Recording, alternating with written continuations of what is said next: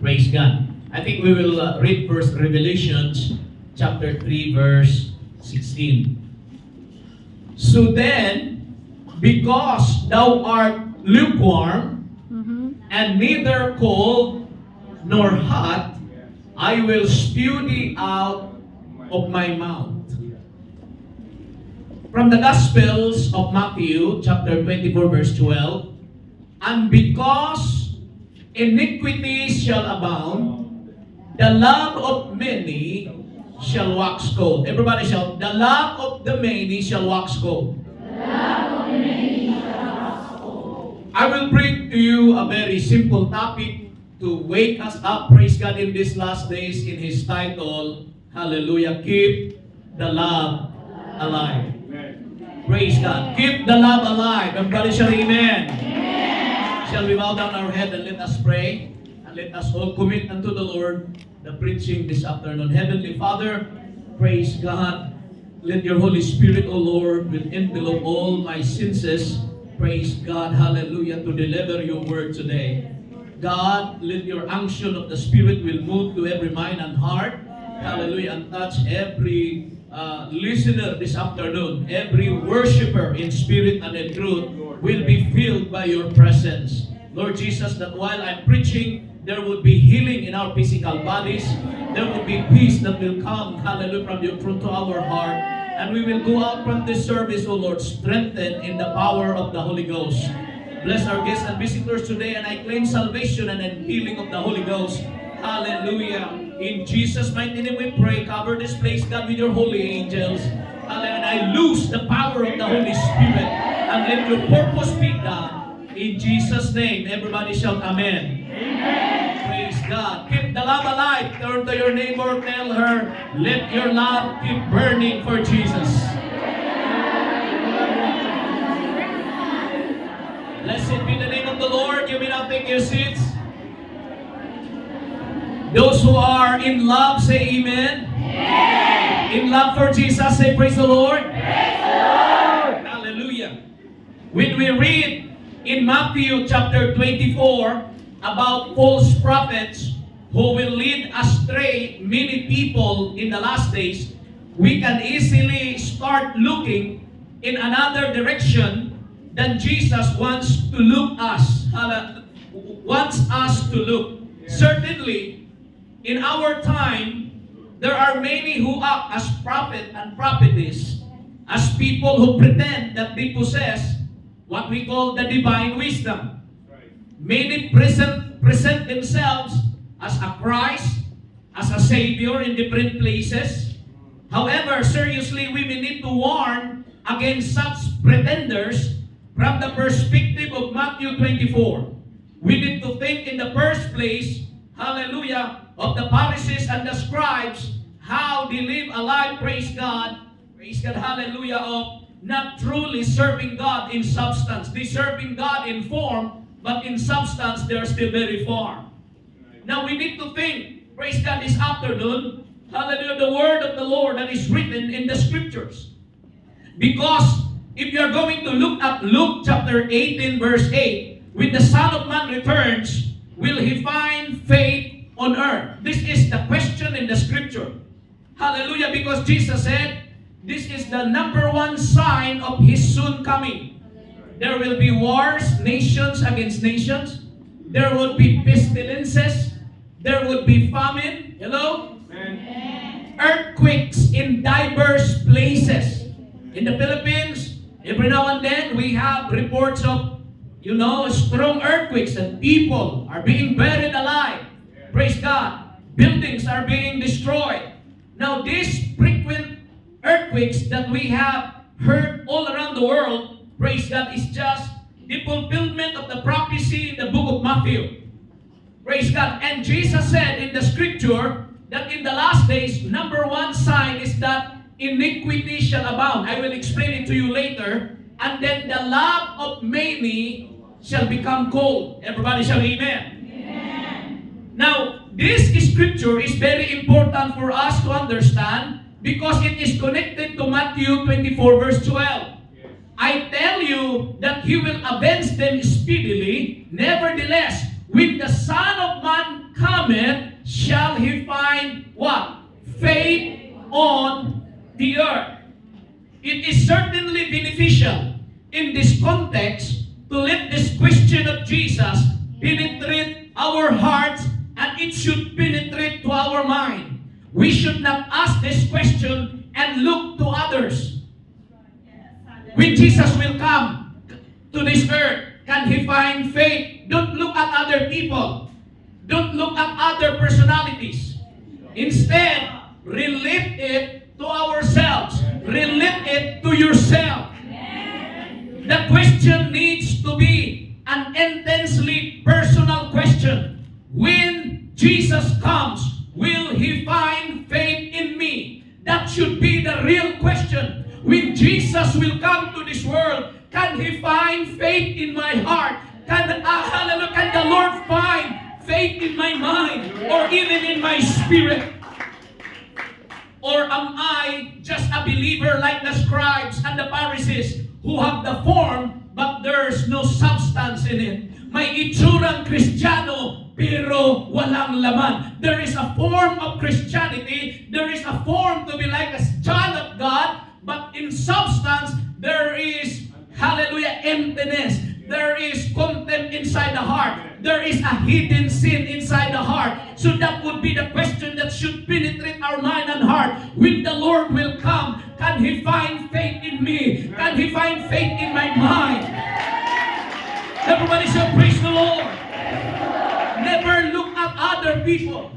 Don't be judgmental to other people. But this should be, praise God, a question that we should personalize it. Everybody should amen. Am I a person who is sound of doctrine while being inwardly full of contempt, praise God, for sin? The question whether the Son of Man will find faith is asked in connection with his coming again. In Matthew 24:12, also, hallelujah, has a connection with his last great act of salvation. Because often these words are understood to be a prediction. When you accept this meaning, you will attempt to measure how close we are to the second coming of our Lord Jesus Christ. That happens quite often in many church periodicals, hallelujah, and newspapers that they produce. One can read how the return must be rather imminent because contempt, praise God, of God's word is on the increase and the love is growing cold. In that connection, it is often pointed out what we see, what is happening right now in the world. There is so much hate. There is so much racist, praise God, hallelujah, comment, nations against nations, color of our skin, praise God, hallelujah. There is so much hate, hallelujah. Love is now an absent thing, but thank God inside the church, we must wear, hallelujah, the cloth of love. We must live, hallelujah, full of love. Everybody shout amen. Kung ang mundo ay punong-puno, mga kapatid, ng hate, dapat sa loob ng church na umapaw ang pag-ibig. Let our guests and visitors could feel the love inside. So many people sometimes they say, oh, I like your doctrine, Pastor Plaza. I like the teaching of your church, but I cannot feel the love inside. Hallelujah. That is the praise God, the pressure. Hallelujah. What the scripture had said. Praise God, the love of many shall wax cold. Everybody shall praise the Lord. Praise the Lord. Hallelujah. People focus on the phenomena that will precede Christ's second coming. We should not focus what happened. Praise God. There is a war, praise God, in Middle East. There is a war going on in Europe. There is a political tension going on in Southeast Asia. There is inflation all around the world. There is a trade war between US and China. Praise God, whatever happens outside of the church, let us not focus on the phenomena. Praise God. It is, however, not the intention of the Savior that we focus on this phenomena. He wants us instead to focus on Him as the coming one. We should not focus our mind to the war.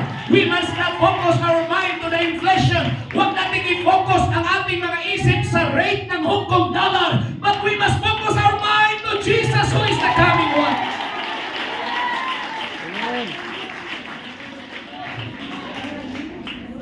Maraming galing sa Frankie kanina. Tinitingnan nila ang rate. Ang sarap-sarap magpadala. Kaso lang walang ipadala, mga kapatid. Pag meron ka ng pera, hallelujah, bigla namang bumaba. Do not focus your mind on money. Do not focus your mind on material things. But let us focus our heart to the coming one. Hallelujah. The name Jesus.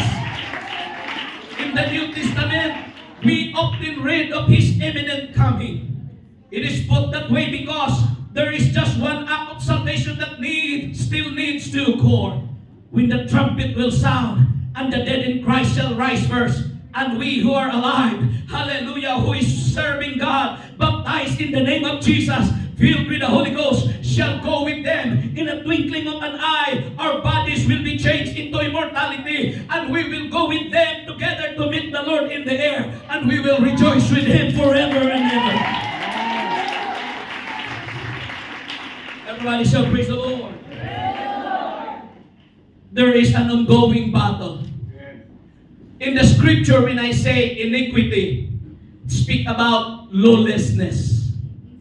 Shall abound, hath abounded. The love of many, it should be the love of the many, the majority. Praise God, as what Paul experienced is what he called the coldness of love.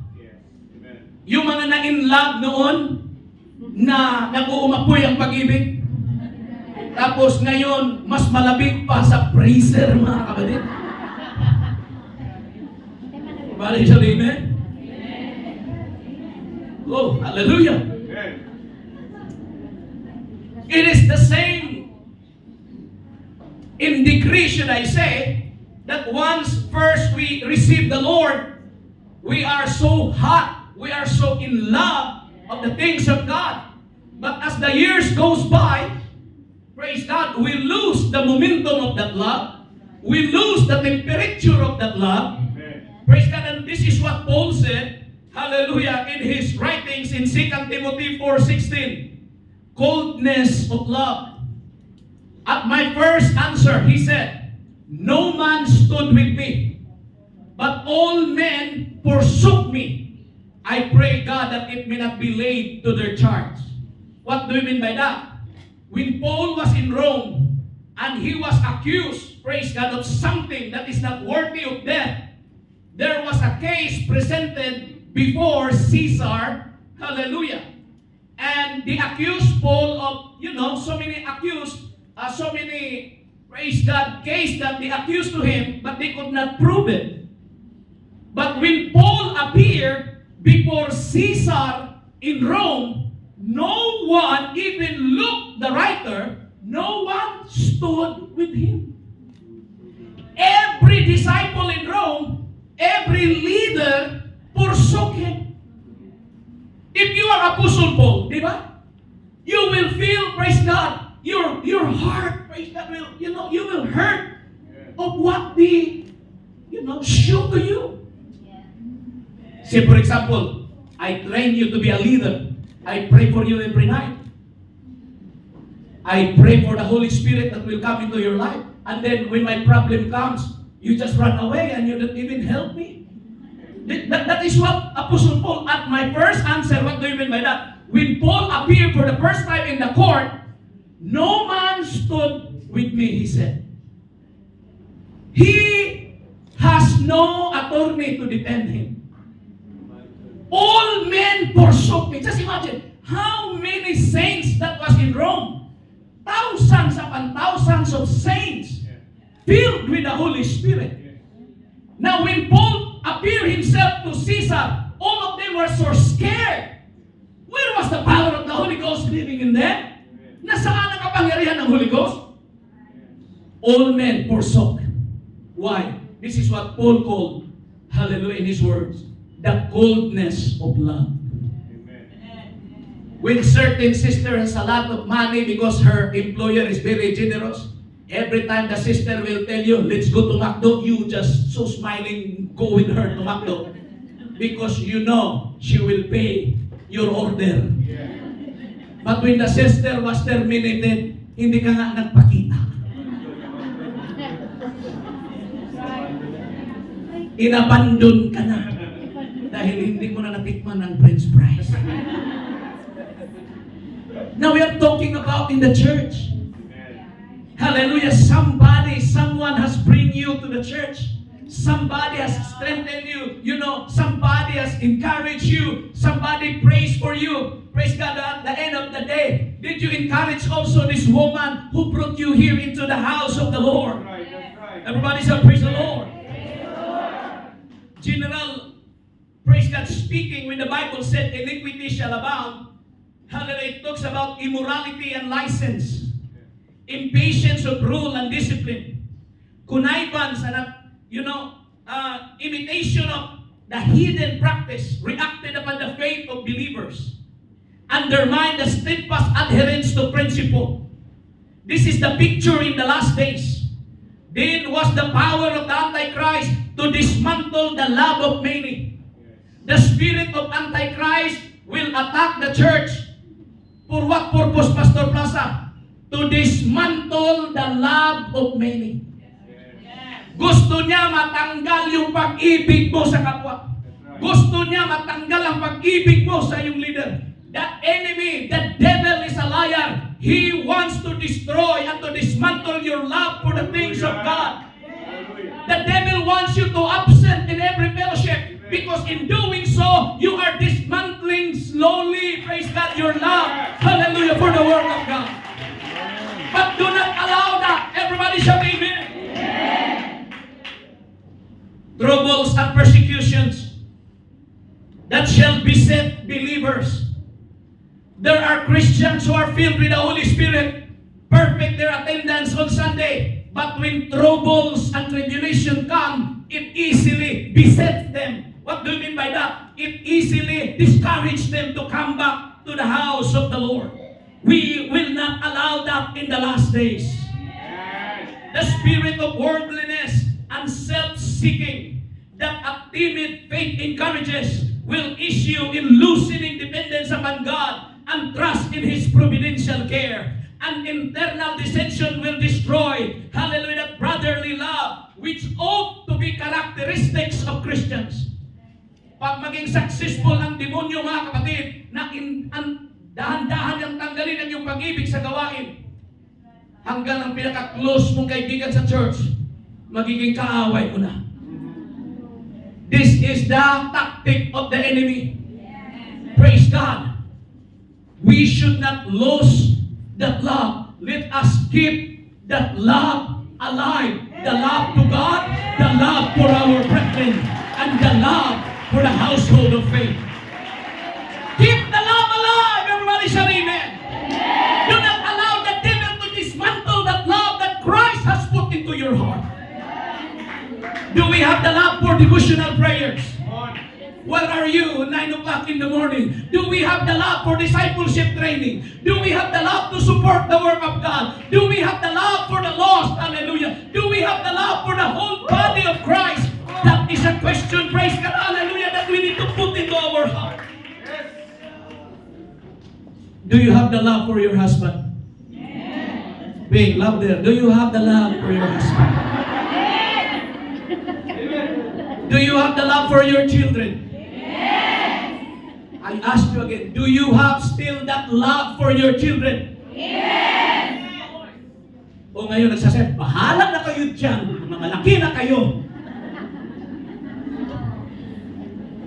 Do you have still the love for your parents? Yes! Do you still have the love for the seniors? Yes! The church, praise God, hallelujah, should be the place that the world can see that we, hallelujah, are the dispenser of God's love. Everybody say, I am the dispenser of God's love. I am the dispenser of God's love. Sino sa inyo nakakita na ng water dispenser? Sure. What's the purpose of the water dispenser? So that everybody can drink. Everybody, praise God. So you become a water or love dispenser for God. Dapat sa iyo makikita, mga kapatid, ang pag-ibig sa Diyos, ang pag-ibig sa kapwa, ang pag-ibig sa gawain. But if you so that your bottle is already empty, don't worry. Hallelujah. Because Jesus is the river that will not dry. Run dry. Clap your hands into Jesus.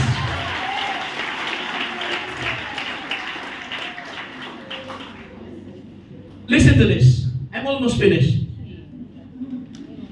The love of most people will grow cold. Of most people, meaning the majority. Jesus said it will happen. That's right. When you lose that love, it's impossible when Jesus will come to this earth that He can find faith in your heart if you lose love. Because the scripture said, hallelujah, if you love God, you are dwelling in love. If you dwell in God, you are dwelling in love. If you dwell in love, you are dwelling in God. It's vice versa. Because God is love. Why you love your work? Why you love your employer? Because you are a Christian. Because you are the dispenser of Christ's love. Ay, pastor, bakit kumahalin yung employer ko? Kuripot sa lahat ng mga kuripot. But even though your employer is not generous to you, you should love. At least you have still the peace and you have still the work. Not all employers are the same. But the point is, they give us a chance to work. The same is true in the kingdom of God. Why we should love the Lord? Because He gave us chances after chances. Hallelujah, that we can come into His presence. Dapat na tayong itapon dun sa apoy sa pagiging tigas na ulo natin, but God has given us chances after chances after chances. Everybody say, I will keep that love alive. When Jesus prophesied that it will happen, that the love of many shall wax cold. The love of the many will become cold. The reason is iniquity shall abound. Lawlessness. There is no more respect. They contempt the word of God. Everybody shall amen. Yet, we may not interpret this as an unavoidable or irresistible plight that will also affect us. That also appears from the word most. The Savior does not say all. Many. For the love of many. He did not say for the love of all. I hope that you are not part of that many. Yes. We are not being numbered of that many. Yes. Because Jesus prophesied. Wala namang kasalanan ng husband. Bakit ka makipag-divorce sa kanya? Espiritu ng Antikristo sa huling mga araw.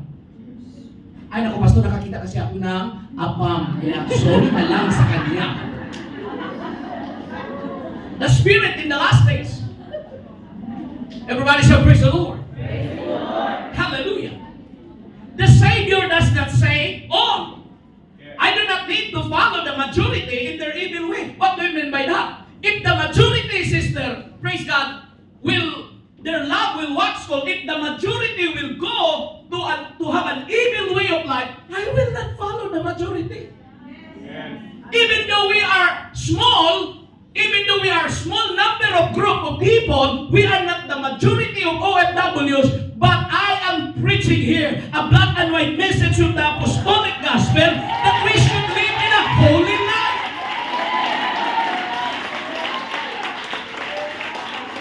If the world will laugh at us the way how we live, so be it. If the world will criticize and mock you, that's part, hallelujah, of the mark of our apostolic faith. Lahat ng sumunod kay Jesus, they were being mocked and they were being abused for the sake of His name. Di bali na pagtawanan ako sa mundo. Kung hindi ako nanigarilyo, kung hindi ako maglalasing at sabihin ng mga lalaki, bakla ka, wala kang ano, so what?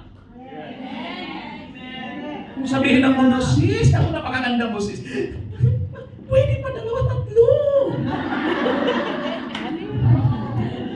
Huwag mong gayahin ng mundo. Everybody shout, anong sturdy ba?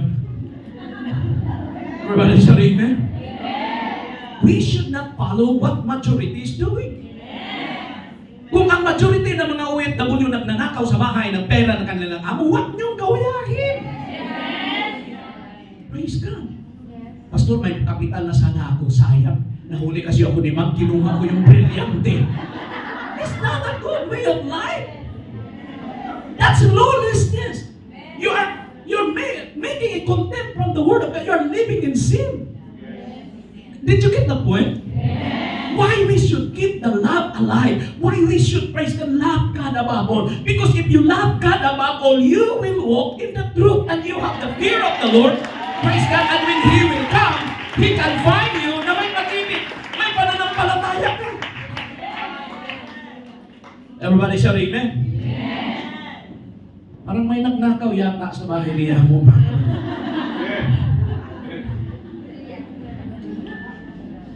The scripture said, the Savior does not say all. We do not need, hallelujah, to follow the majority in their evil way. If I did, the Lord calls me to break with sin. He wants to forgive sin. Listen to me. This is a message for all of us.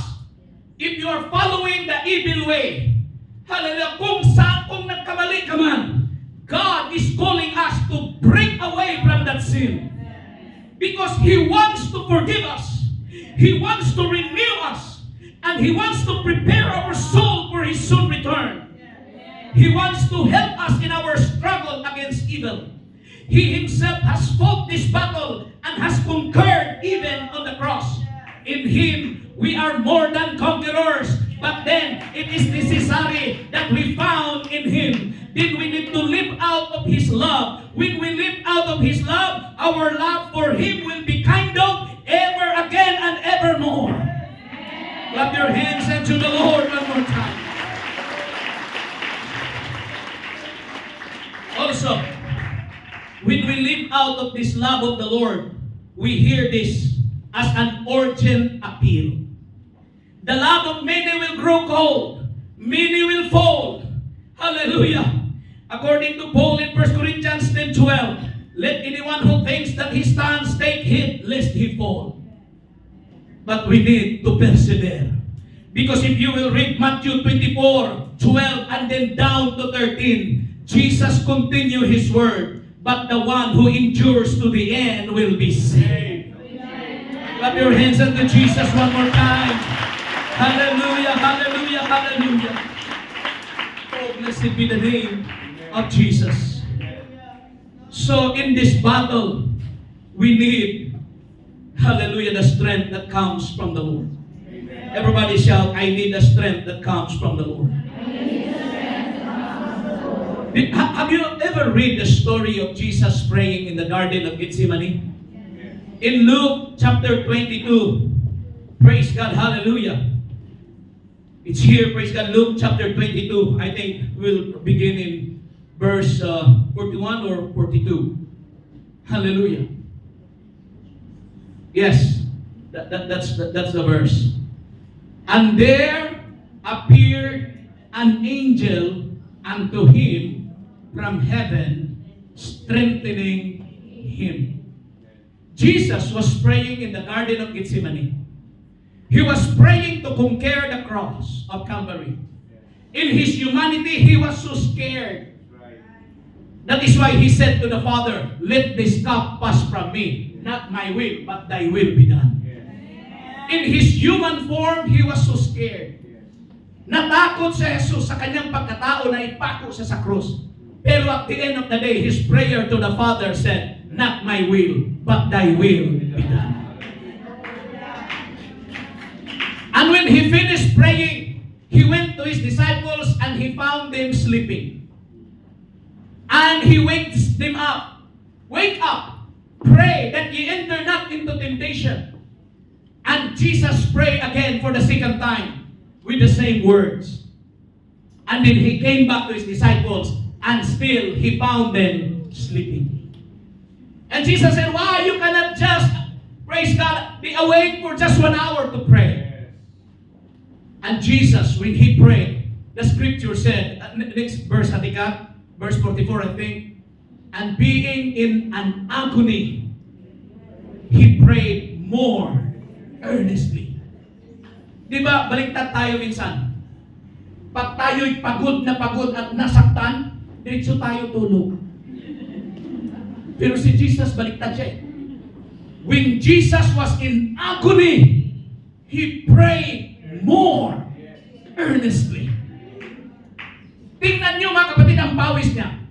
And his sweat was as it were great drops of blood falling down to the ground. Why? Because the next day, he will be crucified on the cross of Calvary. He was so weak that night. That is why God sent an angel to strengthen him. The word strengthen, praise God. The word strengthen is inistiu. It's there in the display. That's the word strengthen. Strengthen, the Greek word is inistiu. Hindi nga na-inis sa'yo. Inistiu. I don't know how to pronounce. I am not good in Greek. But that's the word strengthen. The God of the heaven sent an angel to strengthen Jesus. Meaning, to impart strength. Fill a person with heartiness. Now, this is my patalastas. Do you really believe that each one of you has an angel watching over you? No. I need to convince everybody. Because others don't answer. Listen to this. Are you really convinced with all of your heart that each one of us, God sent an angel? Yes. Or I would say, guardian angel. Yes. Watching you. Yes. Watching you. Yes. Every day. Yes. He watches you. He helps you. He protects you. As the commander-in-chief said, protect this child. Do you really believe that? Yes. Now in this modern time, we have mobile phones, right? First time I went to the peak, Victoria Peak, I have no cell phone when I arrived in Hong Kong. I said, wow, the skyline in Admiralty, Shem Sha Choy. Praise God. So very nice. The second time, I went to the peak. Said, wow, so nice. The third time, the fourth time, I'm not impressed anymore. The fifth time, no more, as if just normal. Why? It's already familiar to me. Everybody shout amen. When I went, praise God, to Mongping, when I ride a cable car, I said, wow. But the seventh time, it's just normal. No more picture. No more selfie. Why? I'm familiar already with the place. Madali tayong magsawa. Everybody shout amen. When you first bought your mobile phone, iPhone 15 Pro Max, every day you check. But now, 2 years ago, you just throw it on the bed because you're familiar with it. Madali tayong magsawa. Everybody shout amen. But God, every time you wake up in the morning, I am now 49 years old. 49 years, God, hindi nagsawang nakatingin sa akin. God, hallelujah, always looks at you, loves you, cares for you. He did not even feel familiarity with you. He loves your nose. He loves your eyes. He loves how He made you. Ay, di ba? Pagtingin mo sa salamin mga kapatid, lalo galing ka sa mga kapatid, ano mga panamuti, ano mga mga cream, pang yun, pagtingin mo sa amin, wow. Mga ilang oras,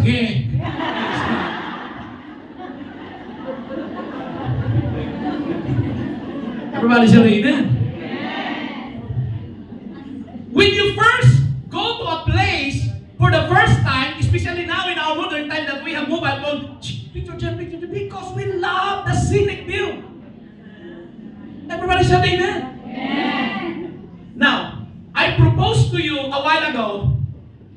believing that each one of you has an angel.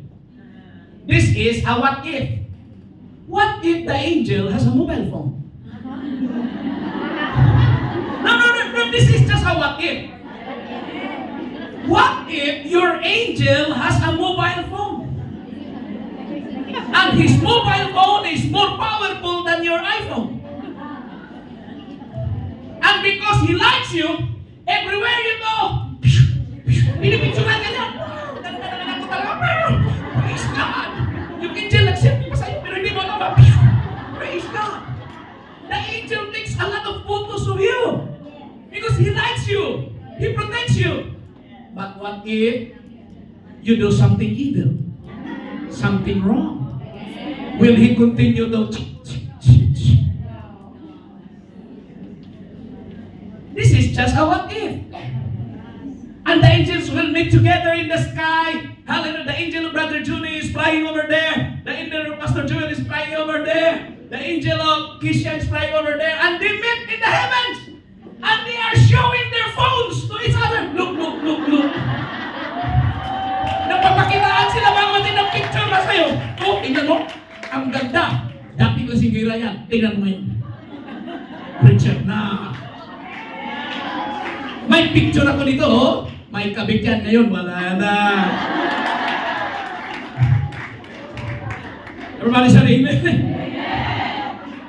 But I believe this is just what if. I feel that there are angels that would not show their cell phone. They feel ashamed. You feel embarrassed. Because Sunday you were sleeping and preaching.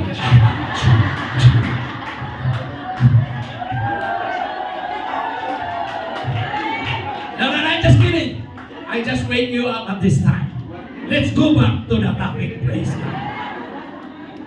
So the angel went there to strengthen the body of Jesus. Listen to this. When Jesus' disciples and friends could not be dependent on his hour of need, God provided an angel that imparted strength. Everybody shout, imparted strength. Empowered and recharged Jesus, renewing his vitality with the strength needed to victoriously face the most difficult hour in his life. After being supercharged, Jesus was ready to face the cross of Calvary. So remember this, regardless of your particular battle as OFW or situations you are facing in life because your family is far away from you, God will always come to your assistance. If no one else is faithful, God will see to it that you receive the strength and power you need to victoriously overcome every circumstances. That's how God loves us so much. Everybody shout, praise the Lord. Praise the Lord. Pastor, go back to your topic, keep the love alive. How to keep the love alive? Apostle Paul has an answer. You need to strive for mastery. Everybody shout, strive for mastery. The word strive, praise God, in the Greek word is athletes, from where athletic comes from.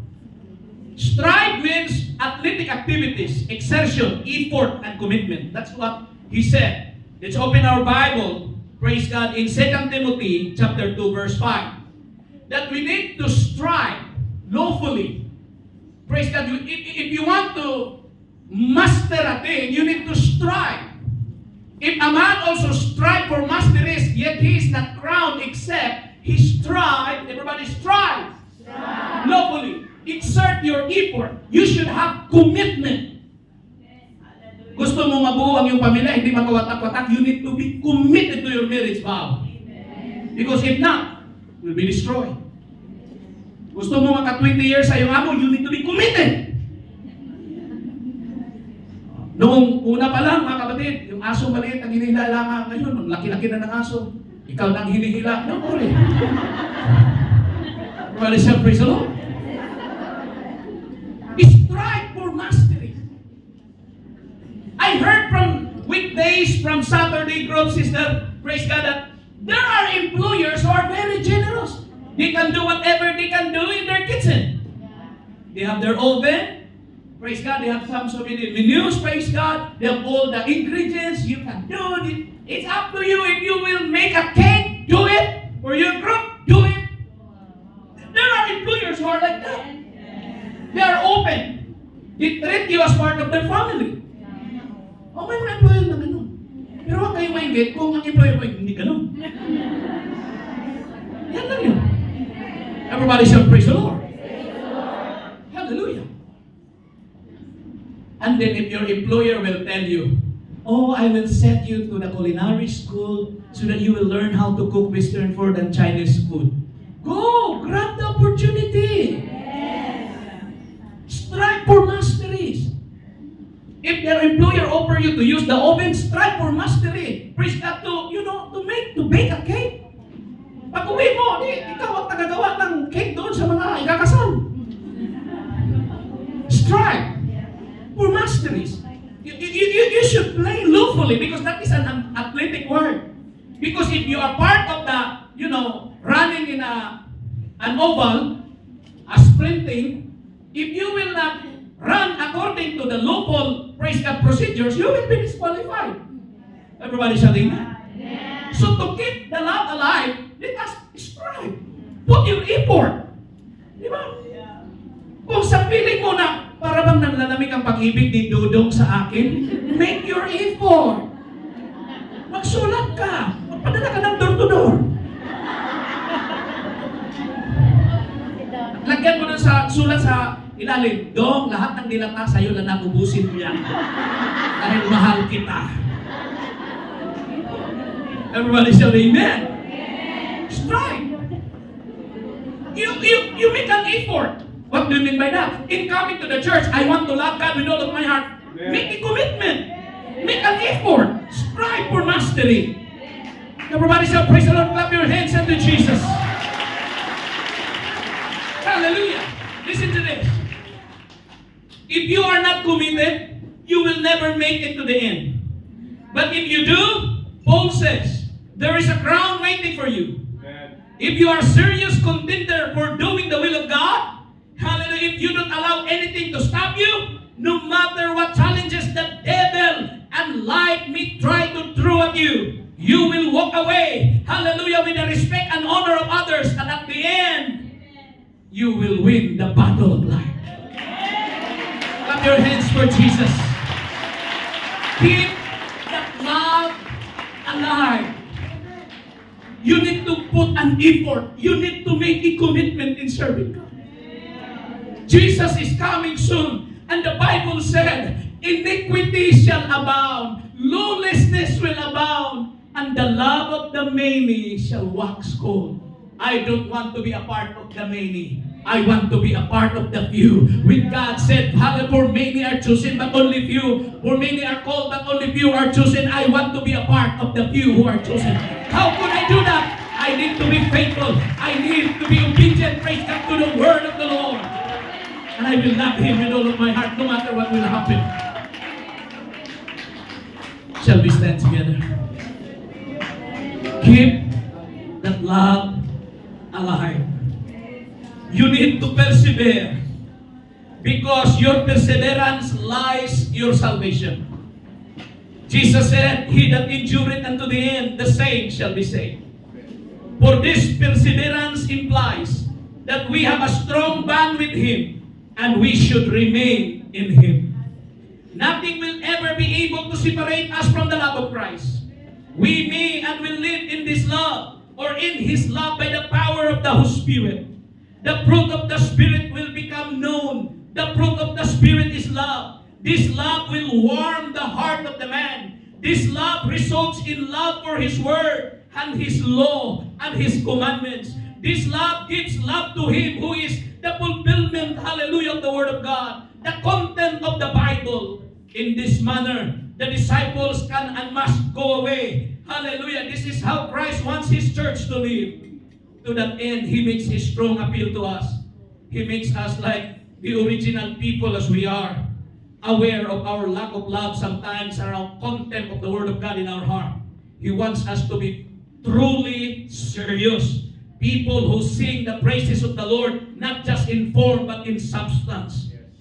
People who pray, not just in the form of kneeling, but in their heart, they understand what they are asking. Because if we have understood what we need for our salvation, the Lord's love is the source of everything good. We need to keep going to that source, for therein lies our salvation. Shall we close our eyes for a moment? We have a sister here, Sister Pantino. Her husband, praise God, is in the hospital. Hallelujah. She told me, I want to ask my employer to go home because my husband will undergo, hallelujah, head operation. There is a tumor in the head. But I don't know what happened, hallelujah. Maybe her employer did not allow her to go back. What a difficult situation. Nagtatrabaho siya, nag-aalaga yung lalaki na nasa likod na napakatangkad, mga kapatid. Pero ang kanyang husband nasa ospital, hindi si man lang niya mayakap. Operahan ng tumor sa kanyang ulo. That is one of the most difficult situations in life. But we will just keep the love alive in our heart, Lord God. While my husband is in the hospital, your hand is not short. Your power, hallelujah, is still the same. Touch and make a miracle for him.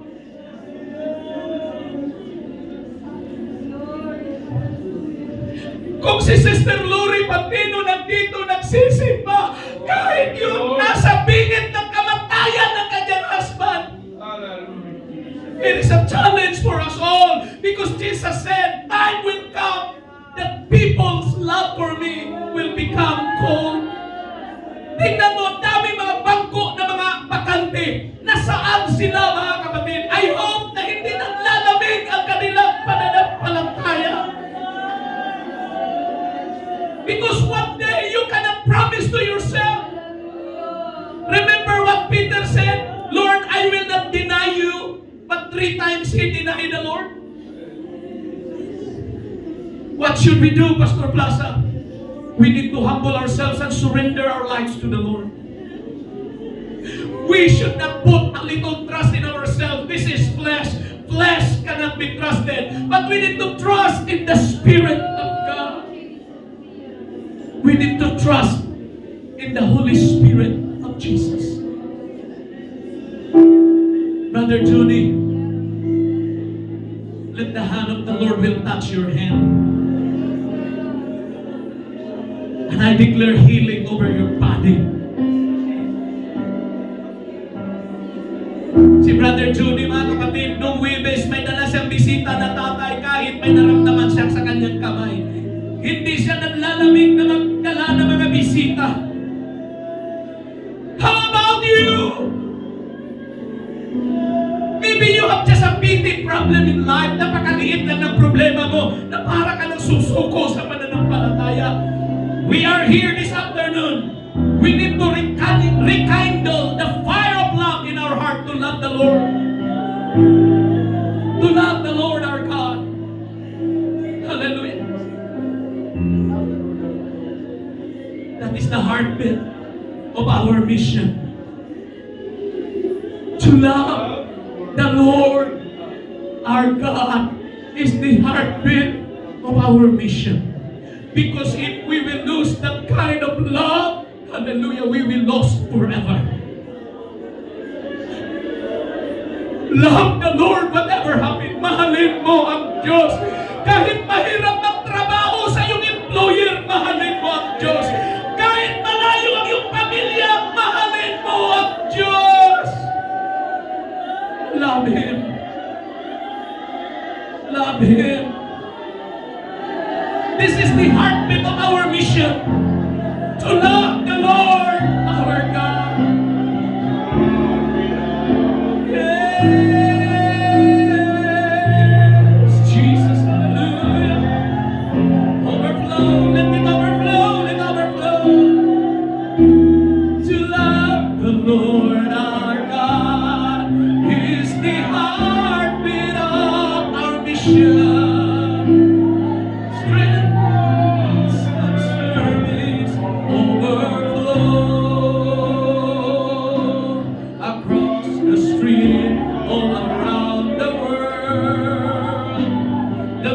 mission still the same. Proclaim and live in Jesus' name. To love the Lord our God. To love the Lord our God is the heartbeat of our mission. The spring from which our service overflows across the street, all around the world. The missions still the same. Proclaim and live the truth in Jesus. I open this altar. Come to Jesus. To love the Lord our God is the heartbeat of our mission. The spring from which sa pagbalik ni Lord, makita sana niya na ang ating puso ay may pananampalataya. Makita sana niya ang ating espiritu na handa ito. Bring your guests and visitor in the altar. Hallelujah. Those who did not yet receive the gift of the Holy Spirit, I ask you to come. Hallelujah. Lord our God is the heartbeat of our mission. Come on, Sister Divine, the Lord loves you. Hallelujah.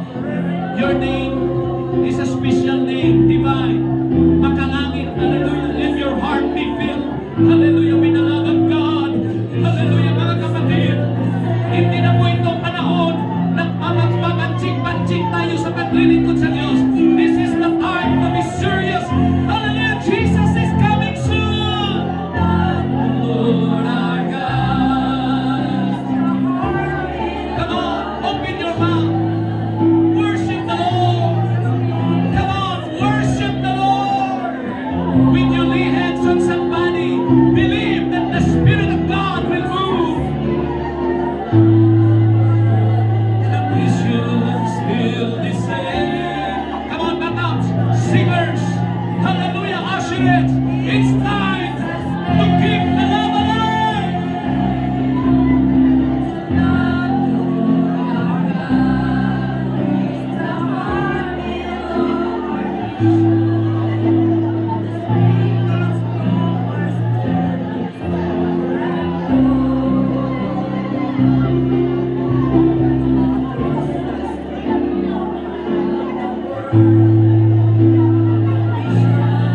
Pwede ba tayong lahat magpuri sa Diyos? Itaas natin ang ating mga boses sa Kanya. Ipakita mo ang iyong nag-uumapoy na pagpuri. To love the Lord our God. Yung mga matagal na sa Panginoon, baka nawawala na ang pag-ibig mo. Come on, search your heart, search your life. Hallelujah. Come on, lift up your voice. Lift up your voice and say, King of Kings.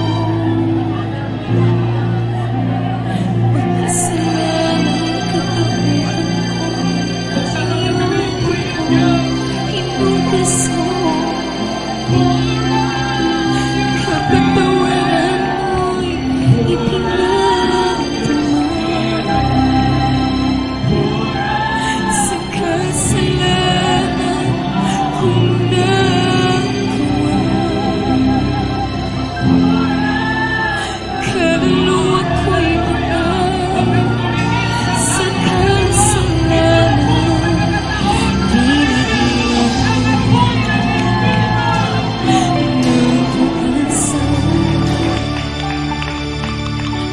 Salamat Panginoon sa pag-ibig mo.